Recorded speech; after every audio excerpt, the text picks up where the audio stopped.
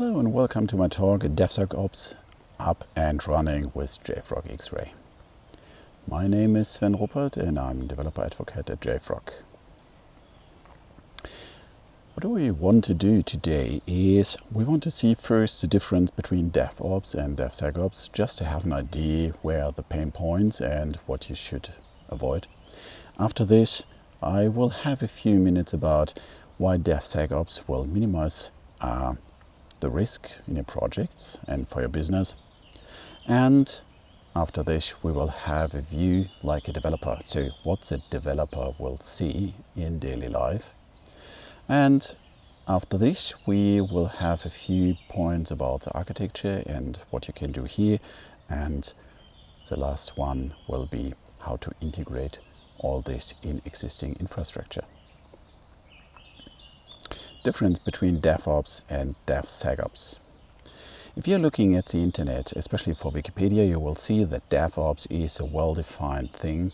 It's more or less, a lot of books are written about it, and sometimes you have different opinions what is part of it, but in the end there are some key points part of pure DevOps. It means we are looking at the process from coding over building and testing a software up to packaging, releasing, and then later running. So the configuration and monitoring of the productive systems. So if you're looking at this one, you see that it's purely focused on the development itself. So it's a more or less generic thing. So there is no special part for performance, there's no special part about quality, and there is no dedicated part of security. So what does it mean? If you're looking a little bit to the history of DevSecOps, or where DevSecOps or DevOps is coming from, you will see that mostly in companies you have the situation that you have this dev part and the ops part. The dev part was mainly focusing the coding part, building and testing. And after all this is done, you had something like repository, maybe Artifactory, and there was this packaged thing that the ops team could grab, configure, test, deploy, whatever they want to do with it.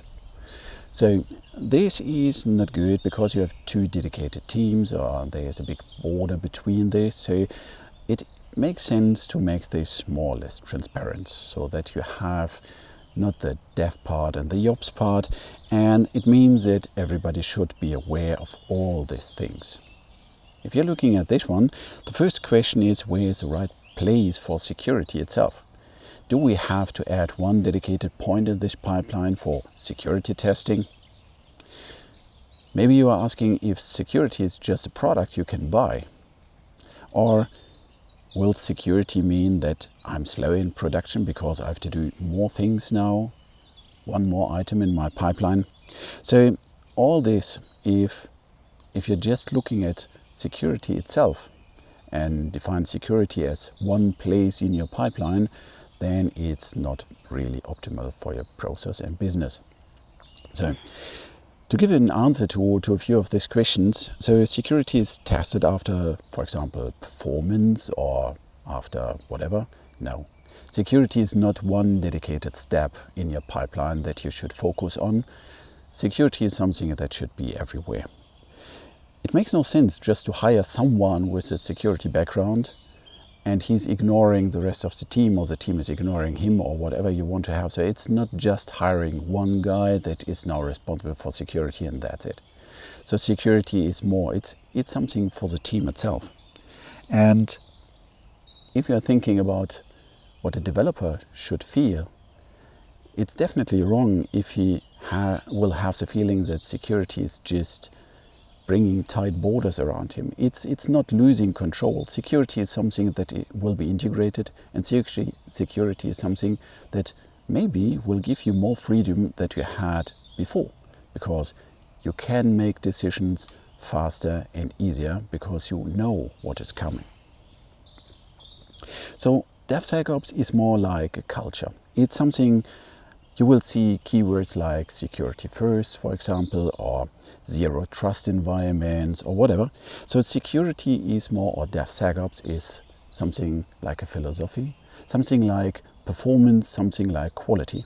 Quality is nothing that is just bound to one tiny step. Quality is something that is everywhere in your pipeline. It means from the first beginning of your production, you have quality in your mind with every single step you're doing.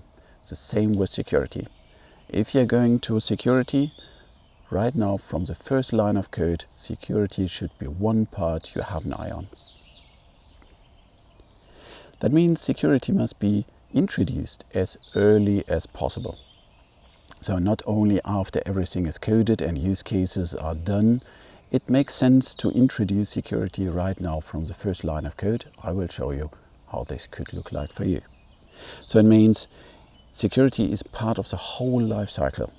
It's not a dedicated step. It's going from the first line of code, as I mentioned before, up to monitoring, deploying productive systems. So every tiny step will have some security things, attributes, stuff you could do, and even thinking about testing.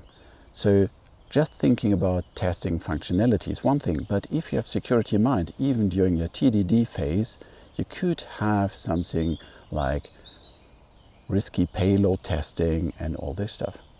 So security should be everywhere. Why DevSecOps will minimize your risk or the risk for your business? That is a good question. So why you should do it? Having in mind that a lot of stuff is based on open source.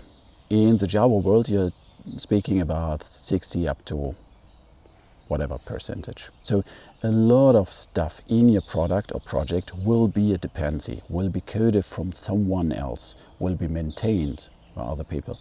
This makes sense because you don't want to reinvent the wheel. You don't want to code all this stuff by yourself, because then you need all the knowledge in your house. This is maybe not a good idea. And the best thing, or the other thing, is you should focus just on your use cases to bring the best quality to your customers. But at the same time, you must trust. You must trust other people's implementations and how to do this one. So you have security things and you have compliance.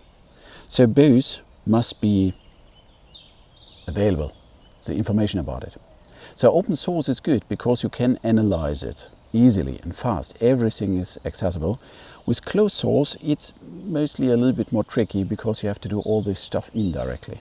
So security issues are quite often found early in open source. Well, I have no numbers about this, but it's easier to detect them, for sure.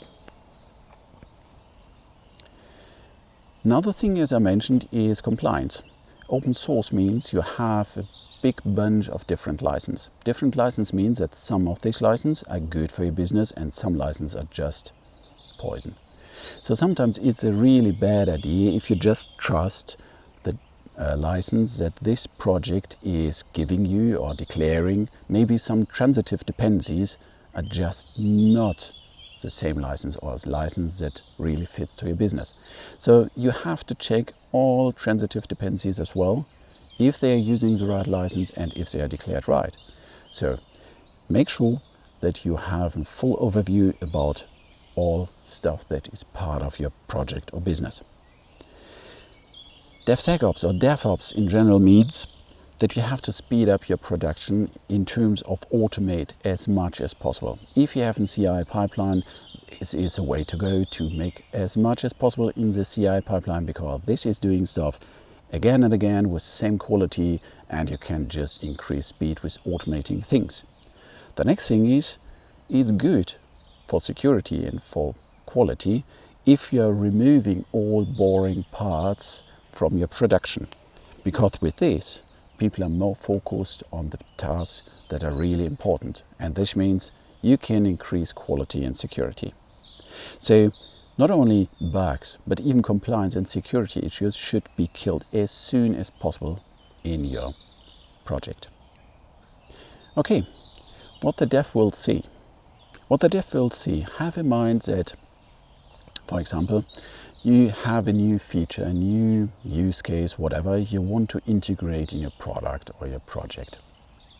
Means that you have some ideas and you will start with a fresh, tiny project, a side project, just declaring a few dependencies and start coding. This can take a few hours, a few days, maybe longer. If you have done all this and the proof of concept is perfect and you decide this feature is really worth to have in your product, it would be suboptimal if at this point you will start analyzing dependencies and you find out that the dependencies or the implementations you are using not fitting to your project in terms of security or compliance. Meaning that, or this means that even if you're starting a tiny new project, adding the first dependency, you should have an overview if everything is green for you, or at least that you know what is there. For example, you know that you're using a dependency that you have to change because you have to discuss about the license. So this is a good thing if you have all this one, and the JFrog Xray plugin will exactly give you the possibility to have this information right now from the first line of code and to check security and license issues. So what I want to show you now is how to use Xray IDE plugin for IntelliJ and what you can see there. Okay, next is the integration inside the IDE. I'm using here IntelliJ, but we have plugins for different other IDEs, for example Eclipse or VS Code. So have a look at the web page and see what version and plugin is available for your IDE. Here for this one I have to install this plugin. It means I'm going to the plugins marketplace, searching for JFrog, and I will find the JFrog plugin. In my case it's already downloaded and installed because I'm using it already. So after you install this plugin, you have the configuration page. In IntelliJ it's under other settings, JFrog Xray configuration. Here you can add the URL, the username and password, and check if you have a connection to your instance. In my case it's an Xray version 3.2.6, and that's it. Now it's available, the functionality is available inside your IDE. For this demo I'm using a Maven, a very easy and small Maven project. The typical workflow is you start adding a dependency. After this, it depends on your IDE, you have to, or your configuration, you have to trigger a reload of this, a reload of the definition. Some people have it activated on default and auto reload. I just do it manually. So now the IDE knows I have this dependency, commits collections with version 3.2, and then I can go to my plugin. Here I have the license info selected, so I see our commits collection. This version is running under Apache license. And I can have a look at the security issues as well. So if this is not available, you can just say sometimes reload, sometimes it's already loaded, sometimes you're doing it manually. And then you can see here the commits collections. There are right now 3 security issues. And the good thing is you can see here as well if there is a fixed version available for every security issue you have. After this you can decide if you want to have this fixed with an up or downgrade of the version number, or if you are fixing transitive dependencies. For example, I have something with transitive dependencies. Let's see how fast it's today with my internet connection. So I'm selecting just another dependency from a little bit bigger project. I have my Maven reload. This performs just depending on the internet connection you have, and my one is not the best, so it will take a few seconds to get this information. The IDE was able to load all dependencies. You have the new dependency tree here. It could happen that sometimes you have to say, okay, please ask JFrog now for this new dependency tree you have in your project. It will connect to the Xray instance, and again it depends a little bit on the internet connection you have. Then you will see here the component tree, the dependency. Here it's Vardin And if you're clicking inside, you can now navigate through the transitive dependencies, green, red or orange for the different levels. And if you check here, for example, the Vardin charts with this version is consuming or has a transitive dependency to Jackson core, the Jackson data bind in this version. And the transitive dependencies from Jackson data bind, they are green, so here is no issue. But the Jackson data bind itself has some issues. Here you have the information what is inside, and the good thing is, again, you see if there are some fixed versions already. Here, for example, for this one, we don't have a fixed version until now. So now it's up to you to decide if you want to override the transitive dependencies, if you want to exclude charts because you're not using it, or if you're going to a different Vardin version itself. So really, this is project depending, but the whole thing is you have the possibility to navigate the whole dependency tree. That's it. So even if you're just adding a dependency to your project, the good thing is that you are informed immediately if you have some compliance or some security issues. So that's it with the IDE integration.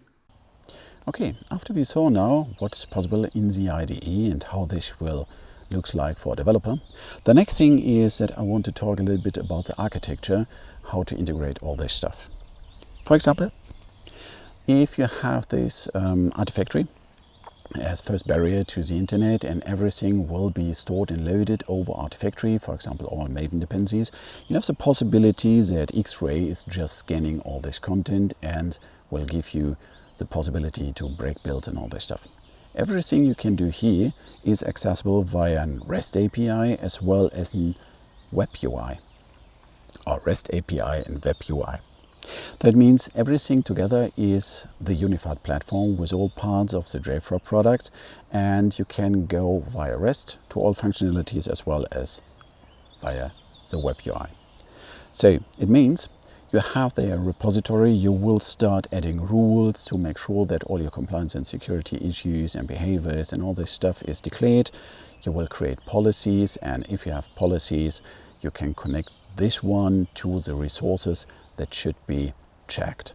It could be a Maven dependency repository, it could be a Docker repository, whatever. We are supporting a huge amount of different repositories. So, as next, I want to show you how you can declare, for example, a rule and a policy and connect this with a watch to a resource, so that you have an overview how fast this could be done and what kind of information you will get out of this dependency tree.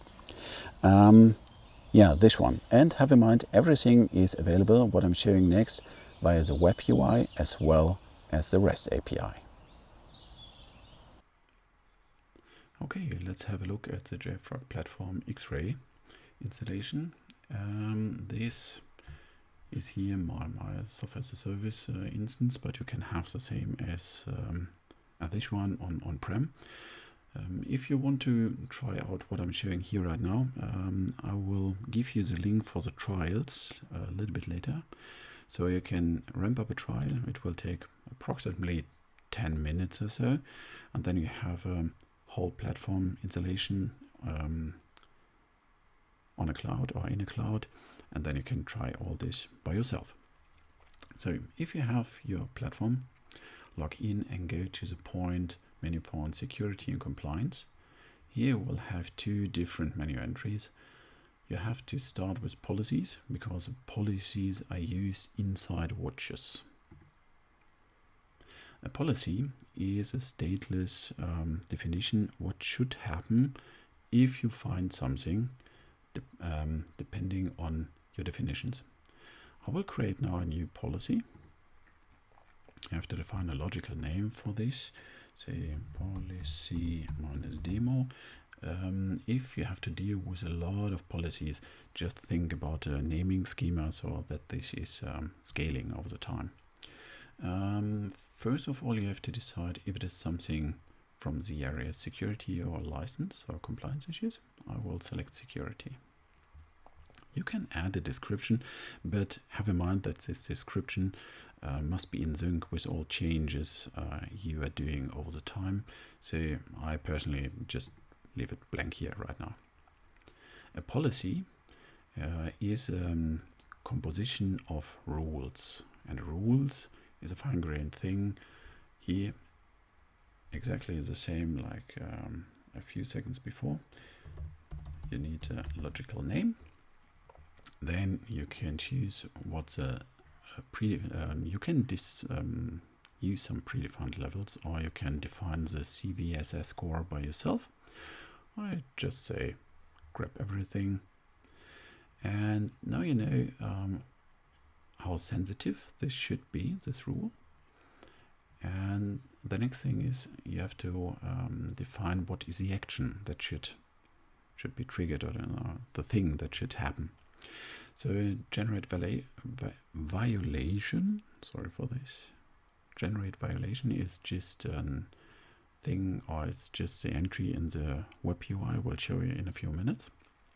But you can trigger webhooks to integrate with third-party programs or other infrastructure components. You can notify the platform user itself or external ones as well via email if you want. You can block downloads, so Xray is always connected to an Artifactory. And if you want to make sure that infected or affected components are not even inside your repositories, you can just say here block download. If something is unscanned, if you want to block yes, no. The same for release bundles. And the most common thing is failing a build, yes or no. This can be used from pipelines and TeamCity and Jenkins, whatever CI you're using. I'm just generating the violation. Now I have this rule inside my policy, and I can just create it now. The next step is creating a watch. Creating a watch means that you are connecting the policies or a policy you created before with the resources you want to have a look at. So I will say new watch. It's the same here, a logical name, watch demo. And now you have to decide what are the resources you want to look at. I'm just selecting a few repositories I have here. For example, I have my Docker. You can filter here, for example. I have my bin tray, my Docker remote, and that's it. So these two repositories are now scanned. That means this watch is connected to this repository, and now I have to say what should happen. I'm just selecting the policies I want to have combined. Here, the policy demo is now associated with this watch, and I can create everything. After this is done, you have this overview here in this menu pane watches, and you can see what are the connected resources, and you can calculate the amount of violations. Here you will have 0 because I just created this watch, and there was no trigger to recalculate everything because there was no change, not inside the repository, no build was triggered, nothing. But you can trigger it manually. For example, just have a look at the last 90 days or whatever you want to define, and then it will start calculate this one. It will take a few seconds, but I've prepared here something a little bit earlier. This one. Oh, let's go back. So if I'm going here to calculate, you will see here you have this 400 and something violations. You can have a detailed list. You can filter this list if you want. You have this one, and then you can just grab one of these items you want to have a look at. You see this small text snip that will give you a short information. You see what's the level, the classification level of this security issue, and what is the resource we found it in. what is a component. Here it's a Debian Buster Docker image, and it's used in my created Docker image that is based on this component, or it's containing this component Debian Buster. If you're clicking here, you will see the impact graph. So it's inside the Debian Buster IP tables binary, inside this Docker layer, inside my image. So some additional information here. The good thing is all of this is available via REST as well. It means if you want to have this information for your reporting system or whatever you want to do with this, or you want to trigger some external other infrastructure parts, you can do this via REST. You can consume this information, or you can just trigger a webhook. So this is a web UI and the core functionality of Xray. Okay, we saw now how to use Artifactory and Xray in combination via the web UI. Now I want to talk a little bit more about the power of integration, because this is a really big topic. Mostly, I assume that you will have some kind of existing infrastructure, and how to integrate this one inside your existing infrastructure if you have, for example, to deal with third-party products for compliance, for auditing and all this stuff. As I mentioned before, every information is available via REST API, and you can trigger hooks, webhooks.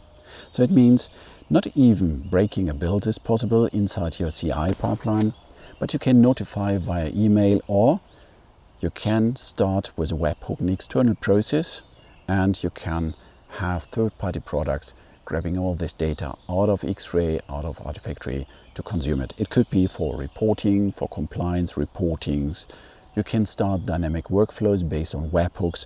All this stuff is done, so you can really integrate all this stuff. The good thing is all products are available as software as a service as well as on-prem, and the good thing is you can combine it, so you don't have to decide first if you want to have software as a service or on-prem. You can even mix it up. So if you have some special requirements, you can just decide for every single component if it is a software as a service solution, if it is hosted somewhere in the cloud, if it is Amazon, Google, Microsoft, whatever, or you need some parts definitely inside your own network. The best thing is if you just try it by yourself. Trying by yourself means you're going to jfrog.com/free trial. This is a URL I'm showing you here right now, and then you can ramp up a whole system for you, a demo environment. It will take, I don't know, 10 minutes, 15 minutes to ramp it up. Then you can try all this stuff by yourself. For example, you just create a tiny project after you created a trial, and then you're connecting to this Maven repository, grabbing one dependency and checking what information is available about it. So just do it. I have prepared a tiny project so that you can just start a trial. After this, you can just clone this project, change the URL to the Maven repository, your ones, and then you can ramp everything up in below half an hour if you want. So I really recommend it, because then you see the full power of this stuff. Thank you very much for this. If you want to reach me, the best way is Twitter. So my Twitter handle is @SvenRuppert. Thank you very much for attending, and well, see you.